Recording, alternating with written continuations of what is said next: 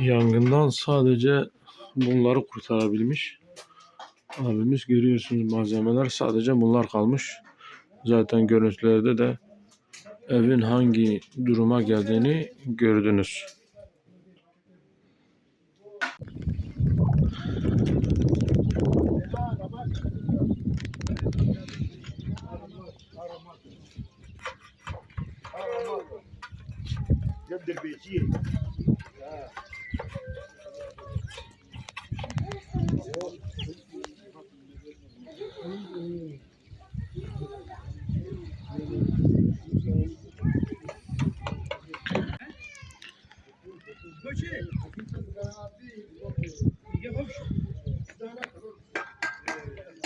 Yangın çıkan evi görüyorsunuz.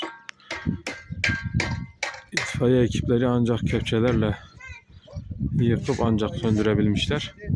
Hatta ailenin söylediği, diyor, bu sabaha kadar da bir köşeden duman çıkıyordu. Alttan daha yangını devam ediyordu.